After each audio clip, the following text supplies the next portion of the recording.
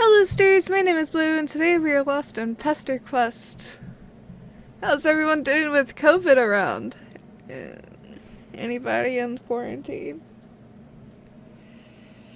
I am very tired and very dizzy, so I'm probably gonna fall asleep for an entire day after this. Anyways, let's get started.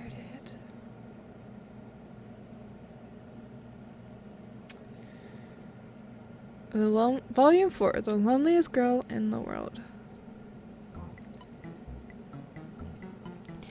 It's been days, and your stomach still hasn't recovered from Olive Garden, but you can't spend forever moping around. There are friends to make, damn it. Well, just one left on in this set. Her name is Jade Hardley, and though all three of your new pals consider themselves good friends with her, they know strikingly little about her life. The most you have gleaned is that she lives on a mysterious island in the middle of the Pacific Ocean with her grandfather and some uncommon breed of dog. Their communication with her has been limited to internet messages. Packages are sent to a P.O. box in some podunk town called Huntswich. Oh, skipping dialogue.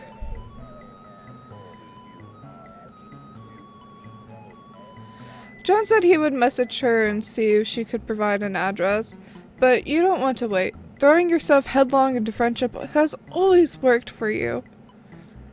So, you close your eyes and think islandy thoughts and hope it works. But something strange happens as you channel your powers. A loud bark echoes somewhere in the distance, and nuclear green energy sparks in the air around you. You catch a split-second glimpse of a massive green sun, and then you hit the ground on your hands and knees. The whole event can't have taken more than a second or two. Whoa. You blink and focus your vision. You are inside a room.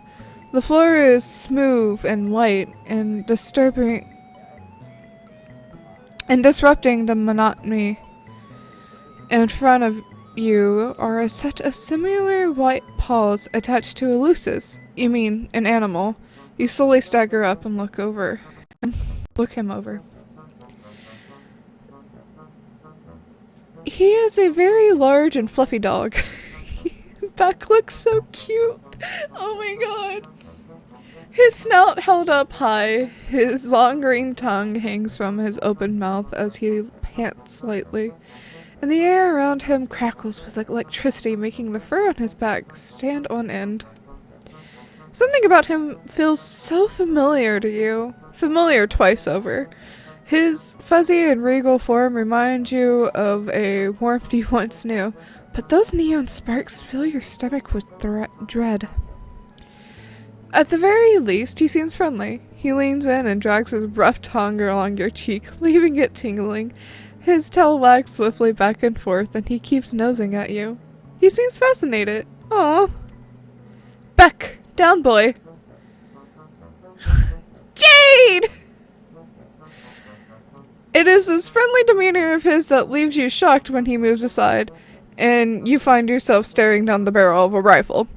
It is held aloft by a bespectacled young lady in a sensible skirt who really has no business pointing such a big fucking gun at you. Okay, please don't panic, and don't make any sudden moves. I've never shot I've never shot a living being before, and it would make me very, very sad if I had to start now. Oh, okay, so this is happening now. Is this Jade? She doesn't sound like Jade, based on what John told you. She looks more like a Gigi, anyway. Or maybe a Lynn? Right, the gun. Don't get sidetracked. You slowly raise your hands in surrender and try to put on your most inoffensive expression. You tell her that if she started shooting living beings, you would be pretty sad too. So why doesn't she put down the gun and... No way! I don't want to shoot you, but you are clearly a dangerous and unpredictable being, and I need to make sure I stay safe. My grandpa taught me a lot about gun safety and trigger discipline in case anything bad ever happened to me. So, I know that good trigger discipline means keeping your finger on the trigger at all times in case you need to blow something to bits. Oh fuck. Now, let me make things clear to you. I'm a very clever girl, and you won't be able to fool me as easily as you fooled the others. It's very obvious to me what you've been doing, and I knew you would eventually show up if I waited long enough. Sure enough, John messaged me not too long ago to let me know you wanted to visit, so I prepared myself for your arrival. You've come to interfere with our lives, and now I want to know why. So you better start talking, okay? Okay, you say. What does she want to talk about? You're well versed in a variety of eclectic subjects. So you can go on about basically anything. Wrestling, postmodern art, controversial opinions, and traditional jurisprudence. Jurisprudence. But you get the feeling that this is an interrogation, and you really have no idea what she's interrogating you over. That's a very likely story. I can put two and two together pretty easily, you know. You've never shown up in any of my dreams before, and now none of those dreams are coming to pass.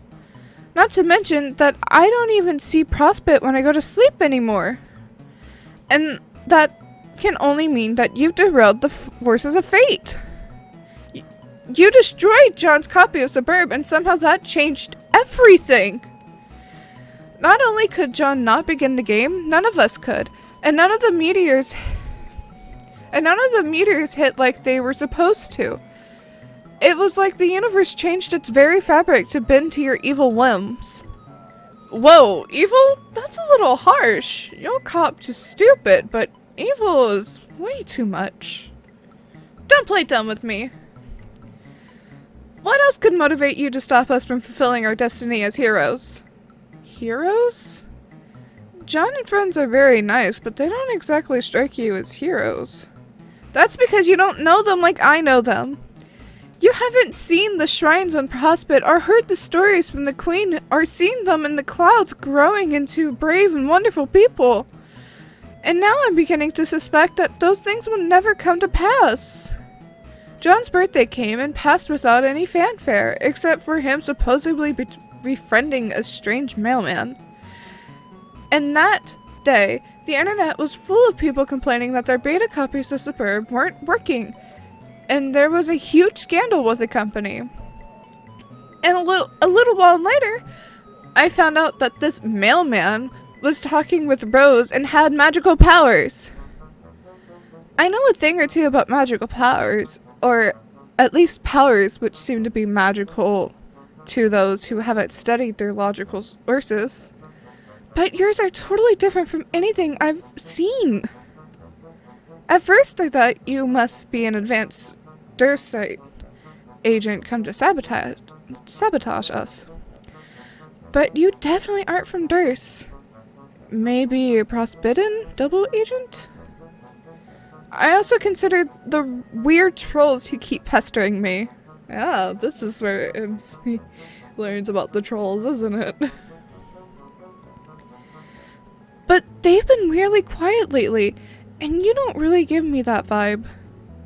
And obviously, you are not a human.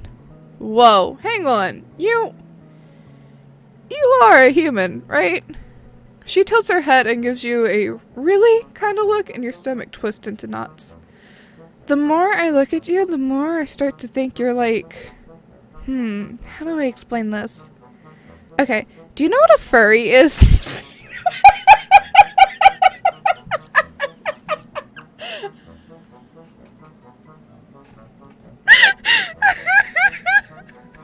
Jade, you did not!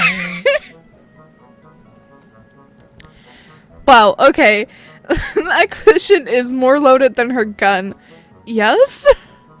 Alright, so a lot of artists I follow do your character commissions, and you remind me of one of those.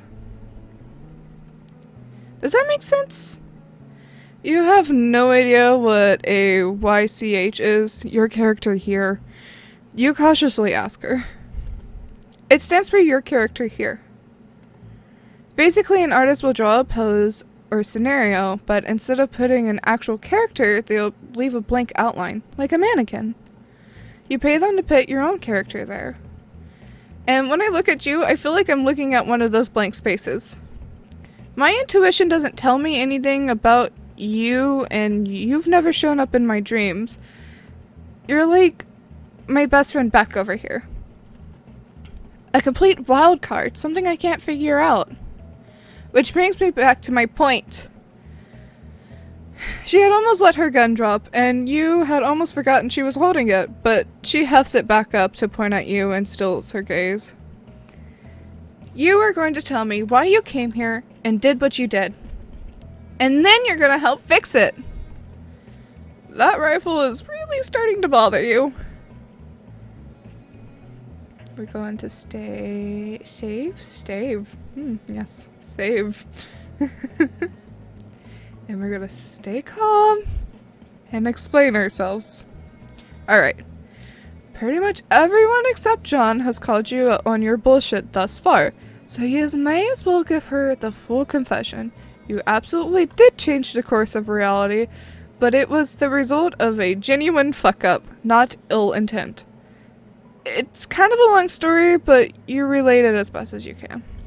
Your strange lack of memory, an encounter with bizarre and magical artifact, the way you blundered into John's life and destroyed his mail as a result of your highly relatable social anxiety. The girl listens intently as you explain what brought you here, and you offer an apology. You think that you have irreversibly altered the very fabric that threads her cosmos together. There's probably no way of putting things back like they were, and letting this lady go on her golden dream quest, or whatever she was blathering about while you were distracted by her very deadly gun. Okay. You sound very sincere, and I'd like to believe you. So I'll take you at your word for now. Whatever shenanigans you involved yourself in, I trust that you did not intend to cause any problems. Let's put all this ugly business behind us. The girl holsters her rifle and you breathe a long sigh of relief. Her hair is so wild! I love it! It's so long and wild! She looks so cute! Sorry about all that. I promise I only had the best intentions. It's cool, you tell her. You get the distinct feeling that you've dealt with much worse. Yeah, I imagine a space hopper like you has been to all sorts of cool and dangerous places. I'm kinda jealous, really. But anyway, we never properly introduced ourselves. My name is Jade, and my dog's name is Bet Quarrel. What's yours? You know, you think this is the first time you've ever been asked for your name? Ever? You almost forgot you had one. Is Blue. You tell Jade your name. Huh. That's a very unique sounding name. I like it. You tell Jade that you like her name too, and she beams at you. She's so cute! Thank you! I'm so glad my grandpa gave me this name. It's so pretty and fairly unique. Just very likable. Anyway, why don't I show you around? I can give you a tour of the house and we can get to know each other a little better. Oh, that sounds great. You're an expert on taking tours of other people's houses, which makes sense since you don't exactly have your own house. Jade stares at you sadly. I'm very sorry to hear that. Nah, it's cool. You have magic now, so the trade-off is probably pretty fair. Right. Well, this is of course my room. So, as you can see, I have a ton of pretty posters. This is my favorite. It was a gift from Dave, and I love it to pieces, even though it's honestly pretty dumb looking. But that's the point. She gestures to a poster of Dave's love comic with animals, with animal attributes scribbled onto them. Most of the other posters also feature anthropomorphic fauna, drawn with significantly more finesse. It all gives you a very furry vibe. Leave Jade and her furryness alone. Let Jade be a furry in peace. But not in a bad way, you clarify. Her lips twitch in irritation. It occurs to you that people are probably constantly either clowning on her for liking furry stuff or reassuring her that they aren't about to clown on her for liking furry stuff. Well, I don't actually dress up in suits or any of that nonsense. But I really love animals, and I think it is fun to imagine what it would be like to be one. Which is why I own so many animal toys. Like the Manthro chaps, who are very silly but dignified fellows, who are part animal and part Victorian era gentle sir. Jade gestures to a pile in the corner, heaped high with plushies and dolls of all sorts. Many of them look like man-animal abominations, with curly mustaches and others feature bright and puffy squid-like creatures. Oh, and these are my squiddles! They're based off a cartoon show. I fucking love the squiddles. You have no idea. Rose says it's a bad show, but I don't believe her. Jade fishes through the toy pile and retrieved a dark bluish-black toy. This one is Inkabelle. She's my favorite. In one episode, she gets lost in the murky brine swallows and spends years completely alone, lost without any of her friends. But in the end, her friend Podlight tracks her down and saves her. It seemed so bleak at the first time I watched it that I literally cried. But then I realized in the end that it was a very poignant tale. Jade smiles wistfully down at the plushie in her hand. She glances from it to the other. Jade smiles wistfully down at the plushie in her hand. She glances from it to another one of the squiddle dolls, and her expression tightens. She squeezes the doll just a little too hard, causing a horrendous pitchy squeak. I guess in retrospect, that was pretty silly though. I mean, it was just a kid's show. Of course, there was going to be a happy ending. That's how those things always work, right? Jade's still smiling as she tosses the doll into her bed. But she puts so much force into it, the throw, that it goes careening off the edge and with a wheeze. You hear it pop on the floor and magnetize itself to another squiddle. Its voice back sought a weak little, "Yay!" Jade stands up and brushes off her skirt. Her eyes fall to the bedspread, which features a striking cloud design. She sighs slowly, then assumes a bright smile once more. Anyway, let's go explore the rest of the house, shall we? I've got so much to show you! Jade hikes up her skirt and skitters down the spiral staircase 2 steps at a time. You're a little interested in the high-tech devices laying on the workbench near her bed, and the glowing green crystal that you think is literally uranium, but Jade's already gone, so you tear your eyes away and follow. Here's her pile that we couldn't see earlier. The landing below her room is small and cylindrical, and features only a gray closet-looking device and a platform on the floor. My room is the very top of the tower, but this transportalizer will take us to the garden quick. And easy. Ooh. She hops on and disappears in a flash of green light. You're a little nonplussed, but you've seen weirder. You step onto the platform and hear a light click beneath your feet. In an instant, you're standing in a lush garden atrium. There are exotic plants as far as the eye can see, ranging from psychedelic floral arrangements to tropical fawns to fruits and vegetables. Tall windows blanket the walls and allow sunlight to stream in. Inside, windows are coated in a steamy mist. You feel like you just got clotheslined by a rainforest. It's beautiful, right? Jade opens her arms and spins around, gesturing to her various gardening stations. You nod. It really is. Gardening is another one of my favorite hobbies. It's a great way to get your hands dirty and do some real work. And the end result is really vibrant and beautiful. Jade waves her rough and calloused hands at you, and then strokes her fingers along the pinkish petal of an anemone. and hums a little. That is anemone, right? It hums a little tune towards it. One of its leaves seems to curl towards her touch. I don't think it's anemone. When Jade pulls away, she skips towards one of the windows and motions for you to follow her. It's a beautiful island vista that awaits your gaze.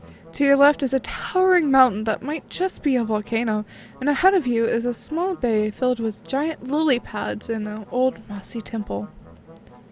Beyond the island, the sea stretches out to a shimmering horizon. Past that boundary line, an entire world awaits, ever out of reach. This is my home! This entire island belongs to just me, Beck, and my grandpa. It's a very peaceful place. The greenery is so lovely, and the bay is very fun to take a dip in. There's some mysterious ruins down there, too. I've always been very curious about them, but Beck won't let me visit them. I guess he thinks they're too dangerous. Grandpa's been in there plenty of times before, though. Could her grandfather give her a supervised tour? Oh, Grandpa doesn't really move much anymore. He spends all his time having tea parties in the foyer. He's quite old then. You could say that. Jade wanders away from the window and towards another one. His view is exclusively centered on the rolling blue. She presses a hand against the misty pane and sighs. You know, Dave talks a lot about coming to visit me here. I mean, all of my friends do, but Dave especially. In his usual Davery way, of course, which means making lots of jokes and not sounding very serious about it. Yeah, I'm itching to put on my safari hat and come trapezing down the Death Doom archipelago to get my ass murdered by Infinite Dog the Eldritch Retriever. Stuff like that. I know he really means it, though. He wants to see me, just like I want to see him. But it's just wishful thinking. He doesn't know where the island is. Even I don't know where it is. All deliveries here go through some company P.O. box my grandpa set up before he died. And it's not marked on any maps.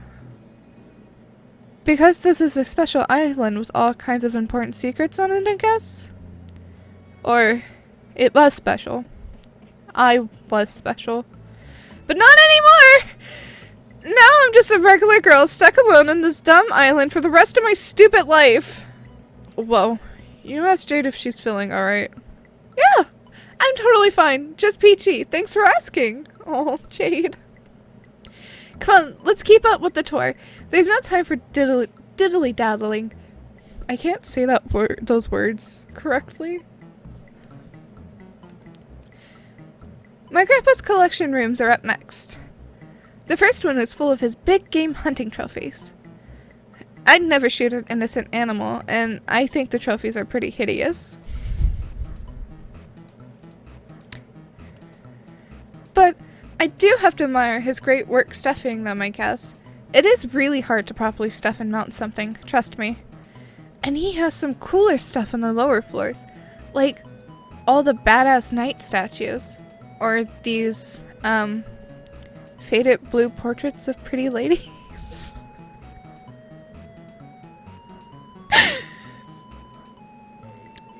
Okay, I'm gonna be honest, most of Grandpa's collection stinks. But I think what is important is what it all represents to him. He's been on all sorts of incredible, amazing adventures, and he has this huge array of interesting things to show for it. You tell Jade that her grandfather sounds like a hell of a guy. He sure is! Back when I was little, he used to go on trips all over the world and come back with so many interesting stories and new souvenirs. I was so awed, I guess a little jealous too. Sometimes he'd be gone for days or even weeks at a time, and it'd just be me and Beck holding down for the fort. I was always so happy when he came back, and I listened to his tales without making a single peep. But he never asked me if I wanted to come along for an adventure, no matter how obvious it was that I did. I guess it's just the way of life for adventuring folk. There's no time to be tied down, even by the people you love. They can stay at home and wait for you to come back. That's how it was for my grandpa, at least. What about you? You're an adventurer too. You visited all my friends, and you've surely been to some awesome spots around the globe. So, I bet you've left someone waiting for you too, haven't you? Frost floods your veins and nestles in your heart with a burning chill for reasons that you don't quite understand. Jade tilts her head and bores into you with wide, curious eyes. One of her hands is balled up into a fist, and both of them are trembling as she watches you. Geez, you're gonna have to coach another kid through parental issues, aren't you? You swallow down your sudden anxiety and force a smile. You remind Jade that you're suffering amnesia. Oh, right. Well, it's just this feeling I get from you. Well, it's just this feeling I get, you know? I have great intuition. When she smiles, the corner of her mouth twitches. It's now or never. Would she like to talk? I said I'm fine. There's nothing to talk about. Unless you want to talk about, some of these flowers! Isn't this one such a lovely yellow? Surely there's nothing wrong with Surely there's nothing wrong with a good old feelings jam, right? Jade's an expressive, empathetic girl. Feelings jam should be her thing. You think that, but she's still steadfastly ignoring you. Hey, how about this orange with a goofy face on it? Why don't we boggle at it for a while? Jade, something's wrong. You need to talk this out. That's what you do. You're a talker, so why don't you two... Oh my god, just shut up! Please just shut your stupid fucking mouth. Of course something is wrong, and that something is you! There's a long pause. Jade stands there, her eyes wide and shocked at her own outburst. She wipes a tear from her cheek, takes a shaky gulp, and then sprints back up the stairs. Oof, that didn't work. You stand there for a while, feeling like a tender triple-A grade jackass steak with baked douchebag potatoes on the side. Then you sigh and still yourself, and make the trek back up to her room. Jade is nowhere to be seen. Becca's pawing clumsily at a large suspicious jade-shaped lump beneath the covers of her bed. You clear your bed and ask her softly if she wants to talk. It's cool, you say. You listen to teen drama all the time, and this is some particularly choice drama. Not that you like drama, you clarify. It's just... you kind of exist in the periphery of it constantly. You are a drama magnet. There's a long pause, and you're about to turn and leave when she pulls the covers off and turns to you, her eyes all puffy and red. Hey. Hey. I'm sorry I yelled at you. It's not really your fault. I mean, it kind of is, but you didn't know you were messing anything up. It's not fair for me to be pissed at you. It's just... none of this is fair at all. Yeah. That sounds like life, alright. You sit down on the bed and tell her to vent about it. It's okay. You can take it. Okay. Have you ever spent your whole life waiting for something to happen and then it didn't? Well, your memory's pretty fuzzy right now, so you can't say you have.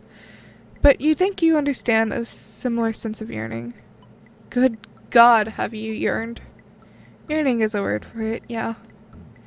Let me try to explain. When I went to sleep, I would see this beautiful golden kingdom called Prospect and hang out with the people there. I'd wake up with these fuzzy, half-remembered feelings of happiness and visions of the future swirling around my head. It was nice. It was a good life.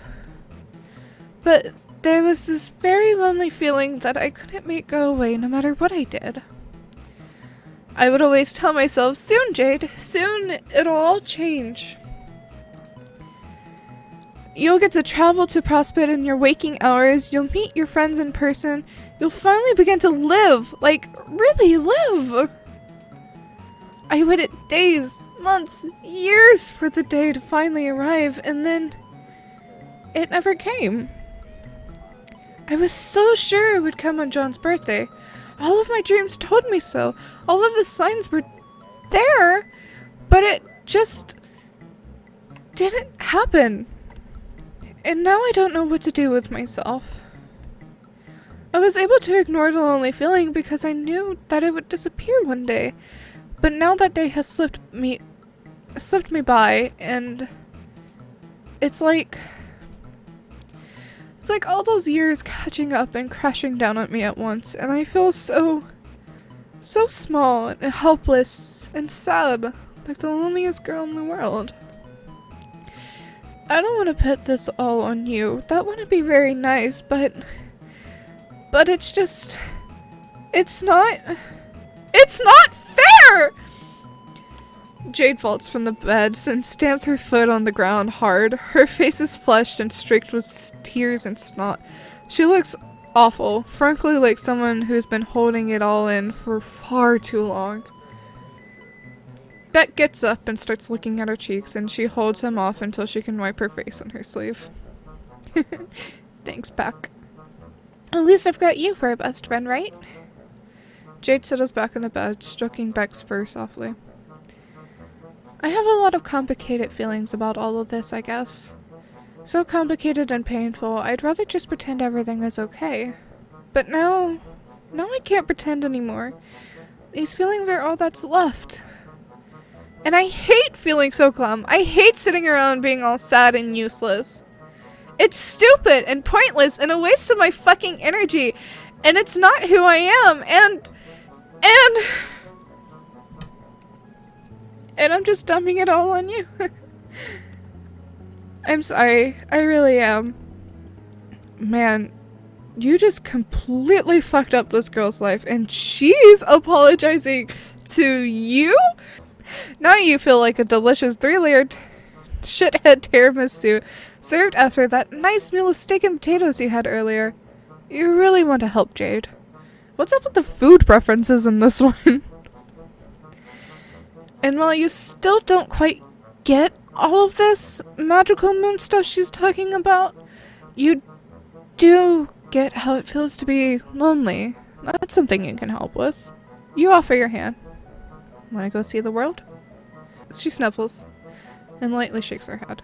It's not going to work. Well, there's no way to know that unless you give it a try, right? She nods, stands up, and takes your hand. You focus on the familiar destination, John's house. But as you begin to dematerialize, Beck turns to stare at you and hear that familiar barking sound in your ears. And when the flash of light subsides, you're standing here in Jade's room, only a few feet from where you started. What? See? I told you it wouldn't work. Oh Jesus. Come on, let me show you something. Jade hops up and shuffles down the staircase, and you follow. She takes you to the teleportation pad in the atrium. These transportalizers are all powered by thermal energy and use each other as beacons for the sake of easy short-range teleportation. But if you hook one of them up to a uranium converter and modify the coordinates specified on the logic board, you can theoretically go anywhere in the world. Which I tried, see? She twists the top of the pad with her fingertips, and it pulls off and shows you the wiring underneath. It looks messy, like someone has made multiple attempts to rewire their circuits. But when I use it, it only leads to the exact same thing that happened just now. Beck used his powers to prevent me from leaving the island. Maybe I got the coordinates wrong, and I would have ended up stuck underground or something. But I checked and double-checked my measurements. I think Beck just doesn't want me to leave the island. He wants me to stay somewhere he can keep me safe at all times. Perhaps he heard his name from above, or perhaps he just has a sixth sense about it, because Beck wanders down the staircase over to Jade, and she gives him a soft stroke behind the ear. I love him very much, but as long as he's around, I'm stuck here. And because of the changes that you made, that is how it will always be. I'm just going to have to get used to it, I guess. Jade deflates against one of her gardening tables and offers you a wan smile. For a split second, you can swear you see droopy dog ears and a tail tucked between her legs. Depression to this degree simply is not conducive to a friendship.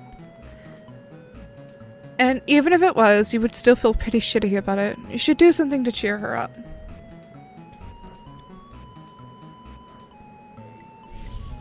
Challenge Beck for superiority. Oh, that's not what I wanted. I wanted this. We're going to try exploring first.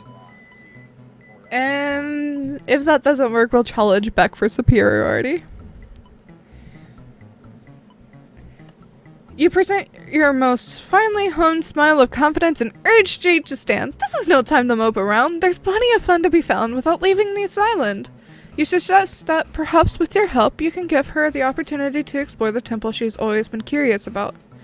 Really? That would be super fun! But what about Beck? Oh, there's nothing to worry about there. You have a genius plan, you tell her. You're just gonna head over to the temple and you'll take care of the rest. Okay, if you say so, but please don't do anything to hurt Beck, okay? I love him to bits. You wouldn't dream of it. Not on this route, at least. Jade transportalizes downwards, and you turn your attention to Beck, who is utterly sniffing one of Jade's plants. You advance on him slowly, with intent. You know what must be done. Pet the dog! You just get right in there. You pet the hell out of this dog. You can play your strongest pamper techs, like the quick scritch up and the mane massage, and the rare Cuddle Brand X Dog Smite. Somewhere in the distance, a bluebird observes your masterful display and chirps happily. But suddenly, Beck's head snaps up and he points his snout in the direction of the temple. Whoa, whoa, whoa, whoa, there, buddy. Now's not the time to be thinking about Jade. Now is belly scritchy's time. You start rubbing Beck's stomach and he flops into his back with his tail wagging and his feet curled up. That's a good boy. Beck looks at you and you see the Cosmo reflected in his deep piercing eyes and you understand. He's a good boy and he knows it. After a while longer spent threading your fingers through his silky fur, Beck curls up beside you and yawns, starts to nod off. You kiss him on the forehead, then take the opportunity to slowly stand up and exit the room, letting the sleeping dog lie. You're a little worried about alerting Beck by using your powers, and he seems to be pretty keyed into that kind of space-time manipulation, so you just take the long route to the temple. Church Island is a very beautiful place, with rolling hills and lush sunbathed plains. It looks like an excellent vacation destination. But it is also so bare. There is nothing and nobody around except for the hollow whispers of the wind. You can see how this place would feel much less like paradise after years spent stranded here.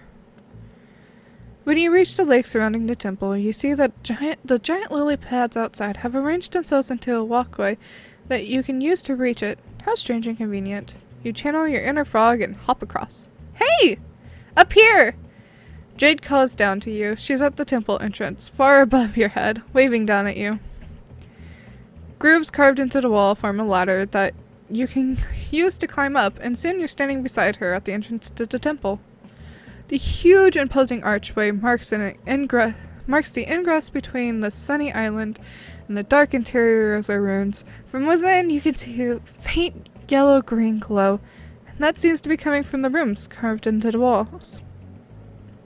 Spooky! Oh, that looks cool. As you proceed through the entryway, Jade runs a hand alongside the glowing walls, her face bathed in sickly green. At the end of the hallway is a large round platform decorated with cloudy designs and a glowing orb at the center. It doesn't pique your interior decorator, but James seems quite awed by the sight. This is Sakaya! I knew this temple had to be connected to that world in some way. Jade rushes onto the platform and it begins to descend. You quickly follow her before you're left behind as the elevator takes you down to an expansive dark room below. Much like the rest of the temple, the space seems very sparse and it is illuminated by the faint glow of the ruins on the wall. A large purple lotus flower rests atop a pedestal in front of the elevator. Petals wilted. There is an electronic display built into the pedestal, with a timer that could feasibly count down for millions of years, but it seems to be glitched. Struck a few hours away from zero, with the second digit constantly ratcheting back and forth between two numbers. Jade places a hand on the pedestal and sighs.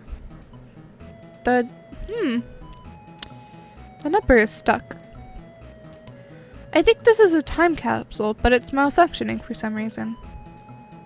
Was I supposed to open it when the time was right? Now we'll never know. What else could this place be hiding from me?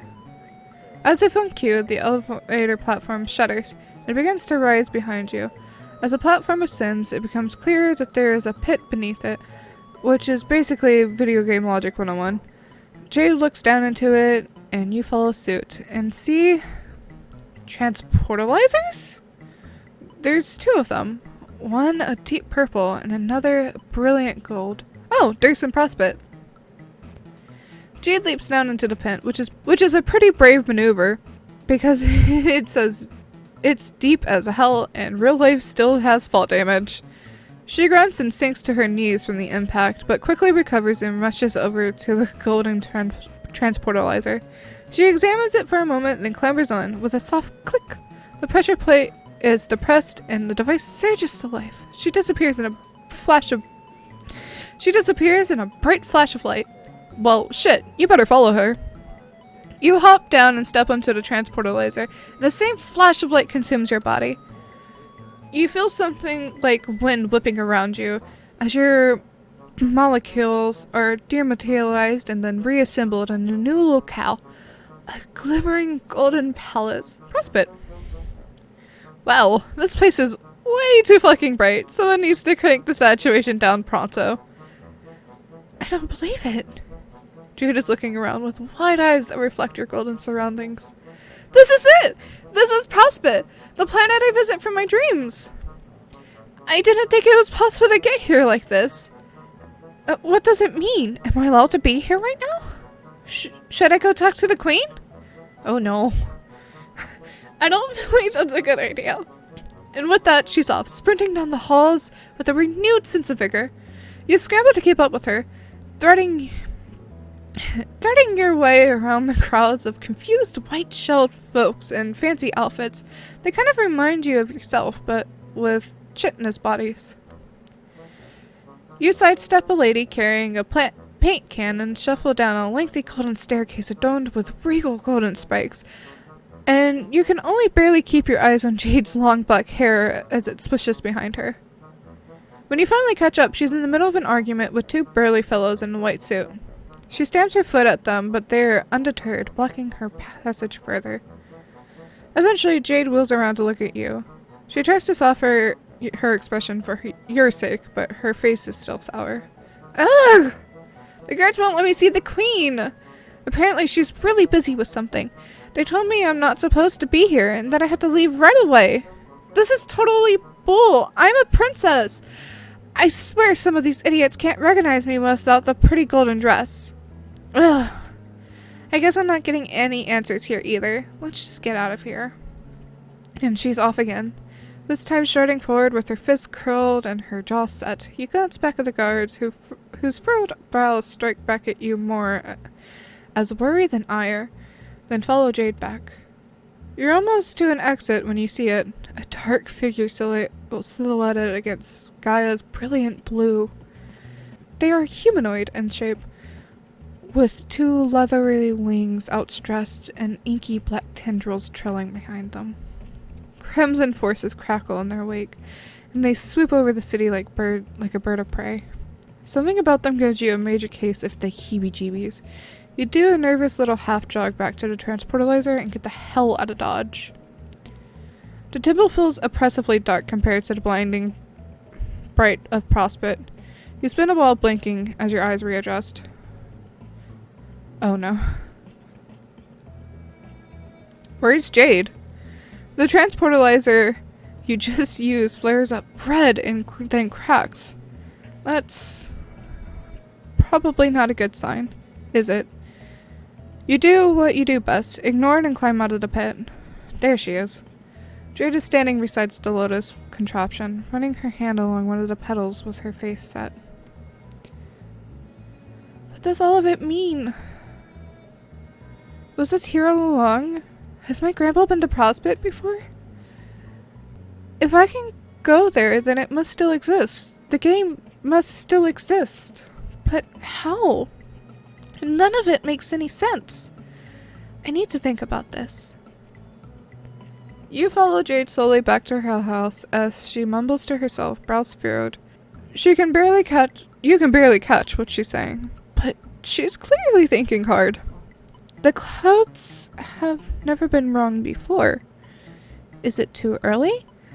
Was this meant to happen?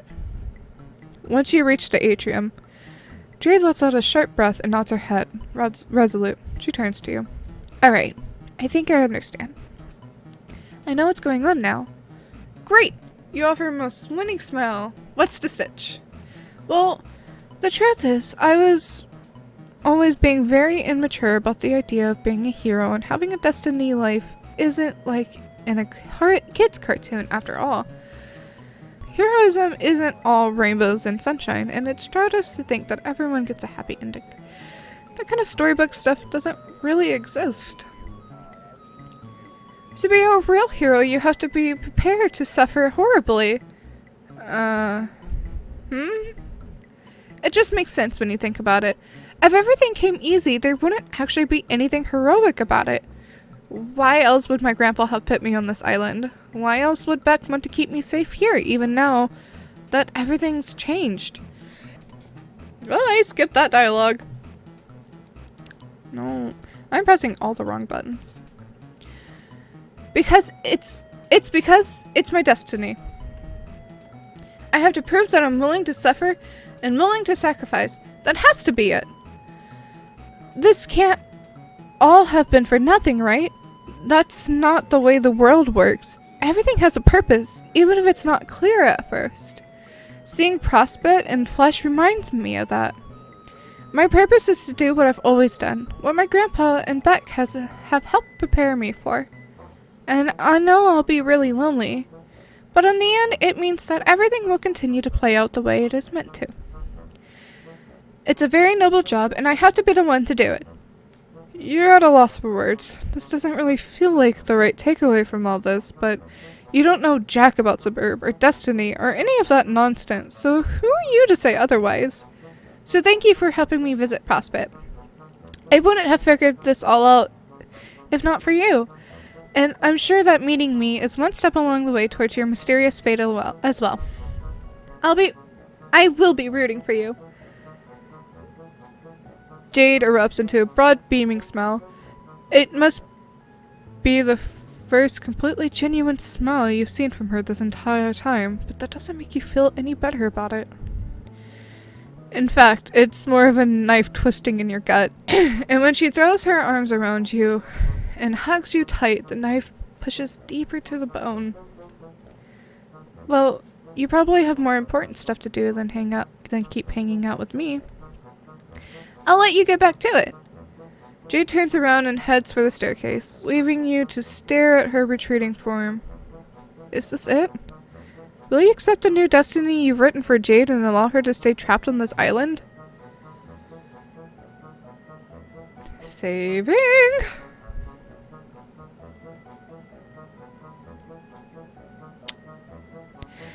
Do not accept. Some people might take this as a lesson in responsible use of reality-altering powers. Some people might spur off manipulating canon entirely, but not you. What's the point of having sick-ass powers at all if you never use them? Maybe some god is going to punish you for the way you've been fucking with the universe, but right now, you don't care. This girl would burn herself to ashes to keep her friends warm, and the least you can do is risk the flame for her sake. You quickly sprint up the stairs. Oh, you're not leaving? Don't you have places to be? I'll be fine here alone, I promise. It's my duty. I'll get used to it eventually. You can't imagine she's okay with that, no matter what she says. Does she really want to stay alone for the rest of her life? Well, of course not. What I want is to explore the world and hang out with all my pals. But it's not about what I want. It's about doing what has to be done. And that's what it has always been about for me. Well, that's bullshit. Huh? Maybe Jade's fate dictates she never plays the game she wanted to play. Maybe heroes don't get a happy ending. But that doesn't mean heroes can't be happy. There comes a time in every young woman's life, you tell Jade, where she can't leave home because her pet is an overprotective god. Okay, that's obviously not true. But there comes a time in many young women's life where circumstances beyond their control leaves them without an escape. Perhaps it is easier to believe that the escape will never come, but you can't let Jade do that. When life has you stuck, at home perhaps, you can still hold on to hope. You can fight, no matter how long you have to wait. You can keep looking for another chance to see the world.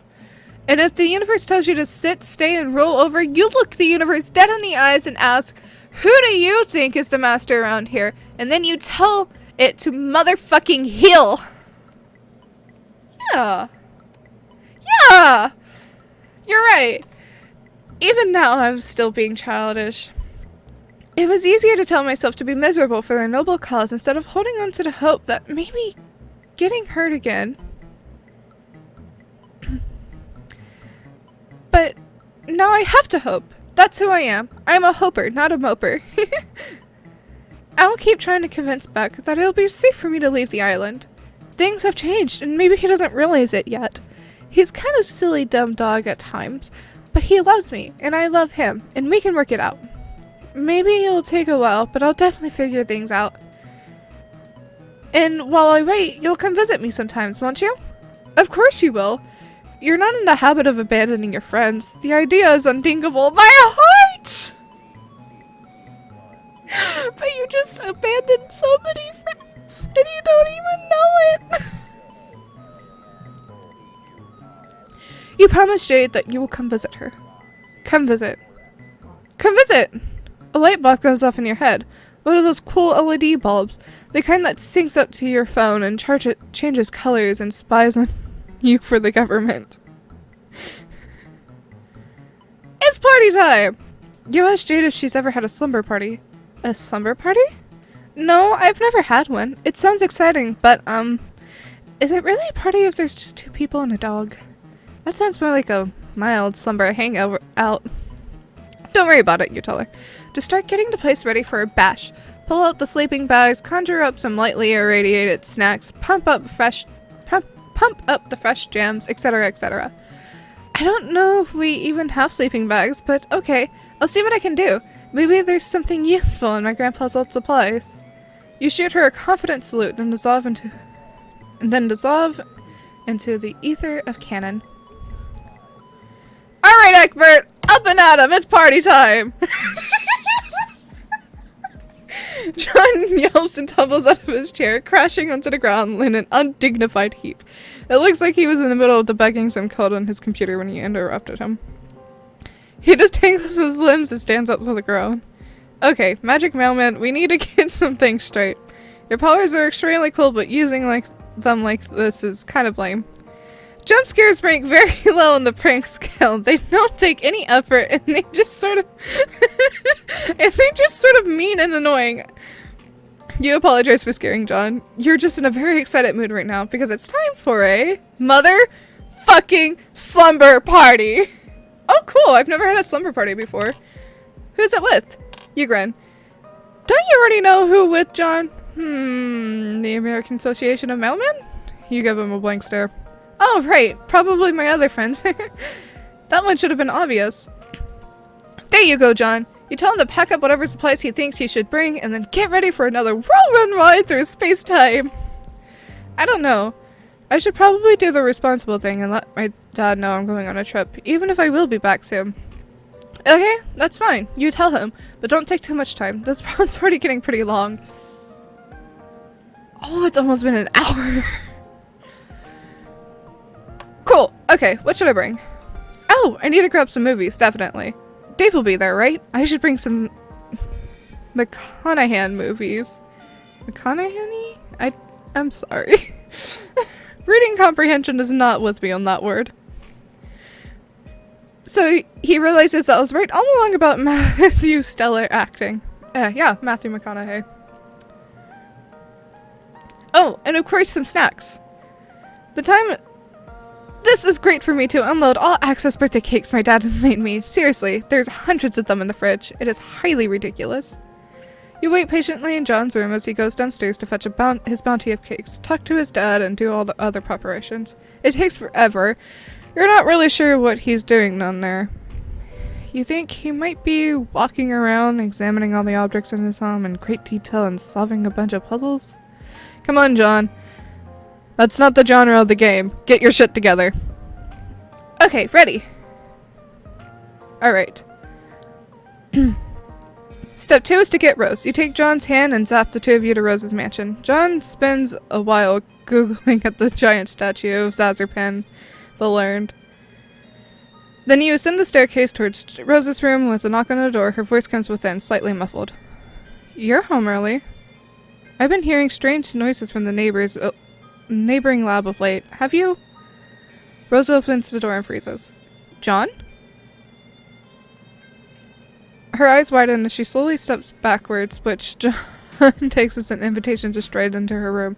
Her cheeks darken in her room, and she scans the room, her eyes flicking from mess to mess. Surprise, Rose! We're here to steal you away, like the owl who kidnaps Harry Potter. Hedwig does not kidnap Harry Potter. It's the twins and Ron that technically kidnapped Harry Potter. That's not... She sighs and turns to you. Care to explain the sudden intrusion? It's normally considered polite to call ahead, especially when one is possessed of reality-bending powers. Oh, don't be melodramatic. There's probably nothing too embarrassing in this room. John furrows his brow as he glances around the room, eyes sweeping over the walls. He eventually settles on some pictures that have been hung up. I mean, look at these great drawings. Did you do those? That's so cool. I didn't know you drew stuff. Rose gives him a smile of a girl whose soul has just shriveled into a blackened husk. Again, an explanation would be nice. You explain that you come to collect Jade's friends for a summer party. I see. The commercial and critical failure of Suburb must have impacted her more strongly than I anticipated.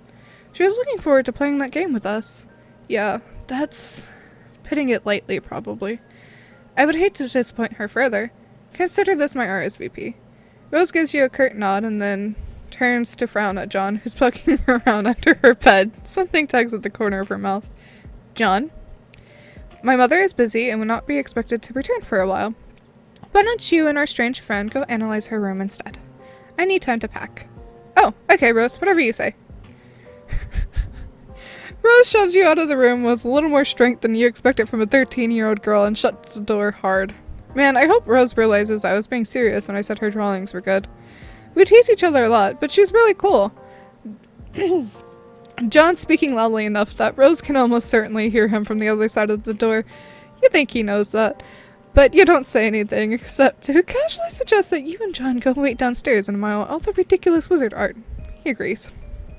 God, this house is so weird. Who is a giant statue of a wizard? Where did they even get this? Oh, and speaking of weird, I didn't want to bring this up with Rose in case it's just some funny story I'm not in on. But what's with all the writing on her? But John trails off as Rose descends the stairs with a neatly packed bag. Shall we? We shall, you say. With a hand on each of their shoulders, you close your eyes and concentrate to the Strider apartment. You're aiming for the hallway outside the front door, but this power is taking some getting used to, and so instead you pop into existence right on top of Dave's bed.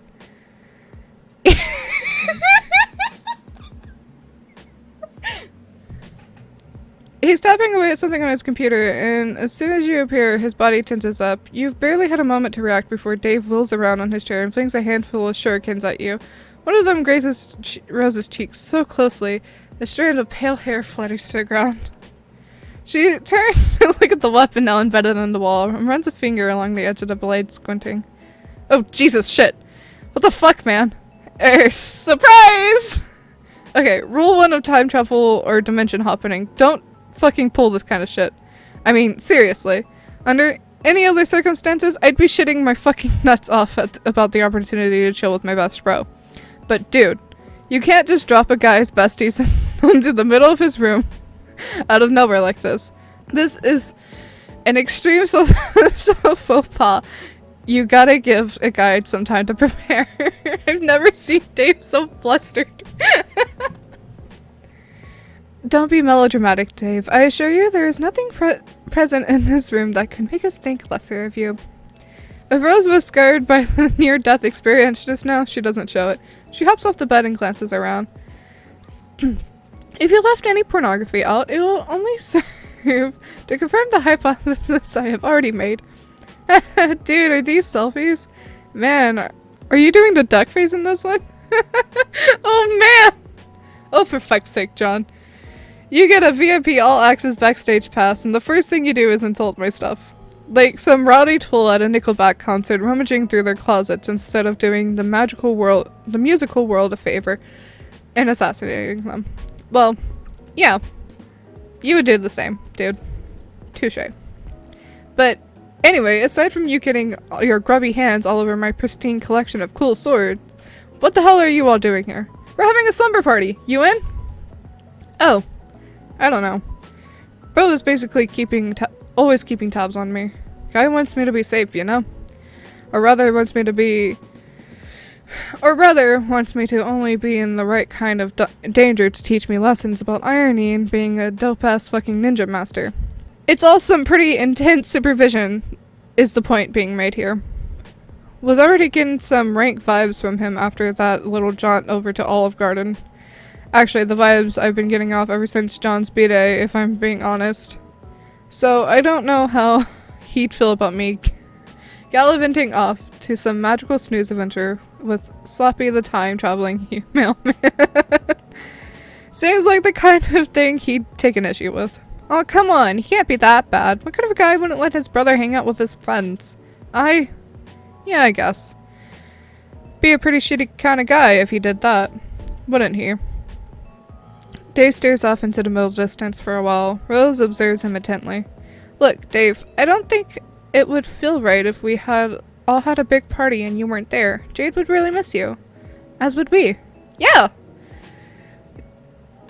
Dave glances furtively around the room as if he's expecting a camera to blink at him from up in one of the corners. Alright, I'm in. Let me grab some subs. That's supplies for sure. Hey mailman, what's Jade tell log like? Do I need to bring one of those cool ass swords? Cool. These swords are like $5 Chinatown sword. They aren't cool. What? No! Okay, listen. While Dave grabs his stuff, John heckles him affectionately. Rose's attention has been drawn back to the sirkin Dave threw at her. You stroll over and ask her what's up. She responds with her own question. Have you been introduced to Dave's brother? Not yet. You've heard a lot about him, though. For the sake of diplomacy, you only briefly touch on the opinion you form. He certainly seems like a fascinating man. The kind of individual whose brain I'd love to pick apart to find out just what twisted mechanisms fire off within its chambers. So that's what she's thinking about? Dave's bro? Rose chews on her bottom lip. Not exactly, but an adjacent topic. I'm mulling over the ethical quandaries presented by the existence of powers esoteric. What? It's nothing to concern yourself with. Yet. We have a party to attend, apparently. Right. Dave is done packing up. You open both palms and suggest that everyone hold hands so you can do your best to channel your powers. Really? We're holding hands? God, this is so lame. But he does it. And when he clasps John and Rose's hands, he shifts around and blushes faintly in a manner that suggests he doesn't really think it's so lame. In fact, he may think it's the opposite of lame. He may think it is rad. It's rad to hold your friend's hands, Dave. And he'd be right. Friendship is the raddest thing of them all. You're full of warm and fuzzy friend feelings as you teleport back to Jade's atrium. Wait, no. That's just a feeling of your body dissolving and reconstituting itself halfway across canon. They are very similar feelings. You head to the base of the staircase where you call out to Jade. Her guests have arrived, you tell her.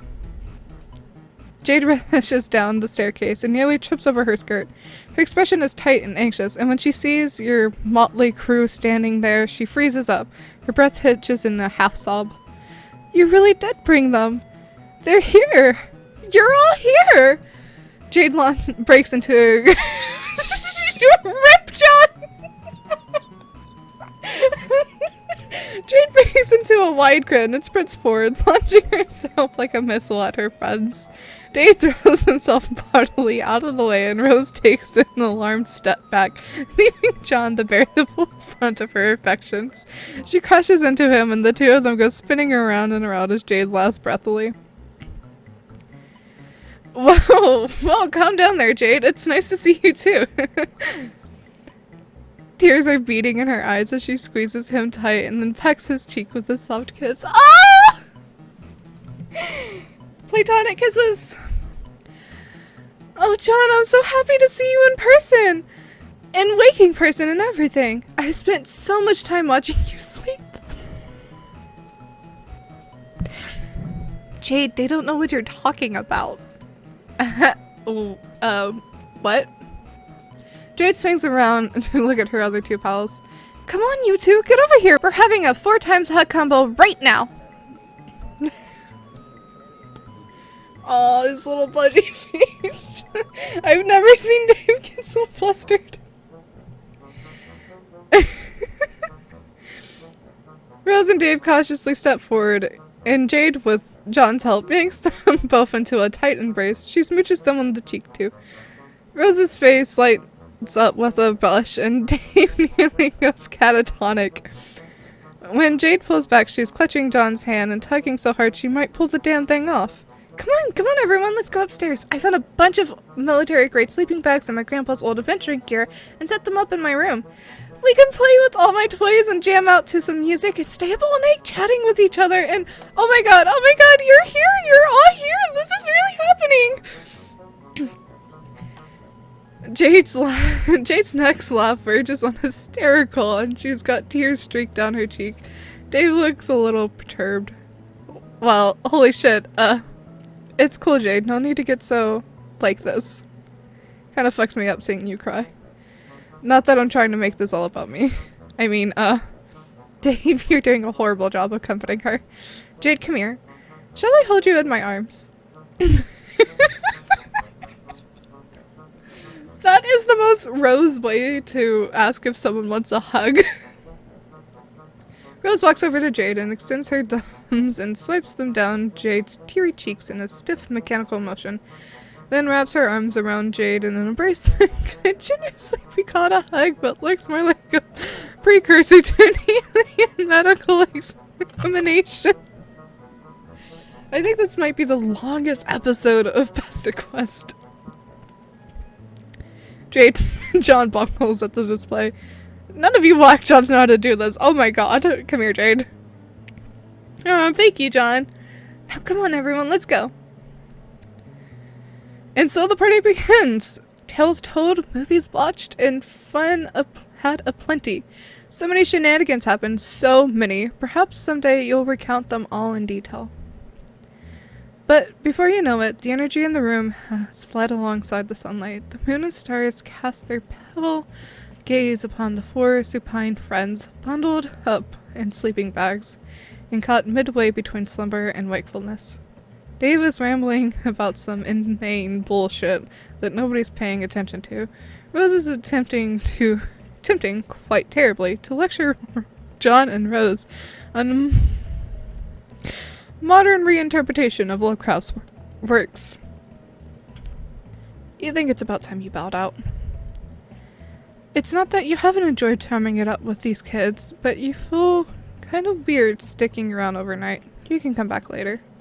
Besides, you got places to go and sights to see.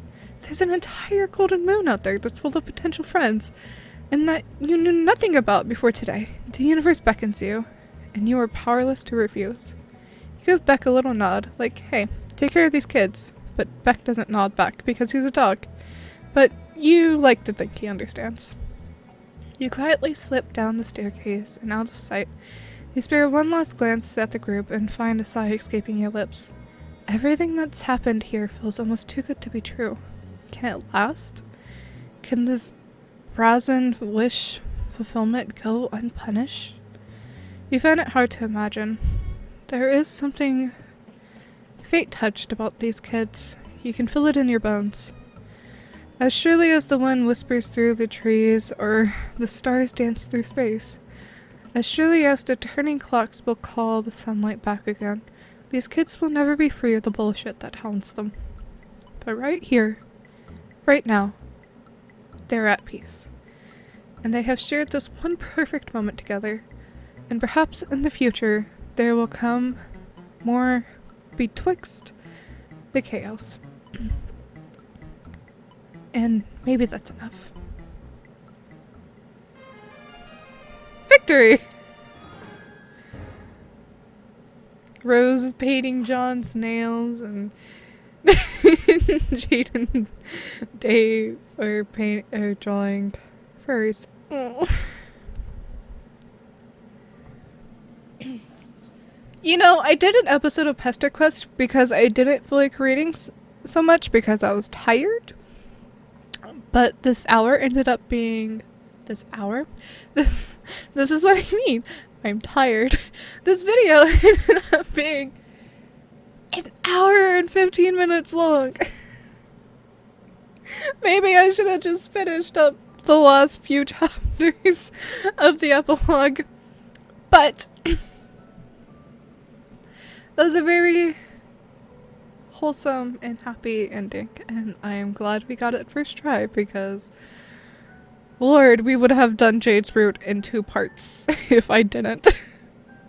But that's it for today's video. If you liked it, please give it a like and subscribe if you haven't already to join our wonderful galaxy. Comment down below and I'll get back to you in some way or another. And I will see you for our next adventure. Remember, we're all made of the same cosmic dust, so be nice. Kate, love you. Bye!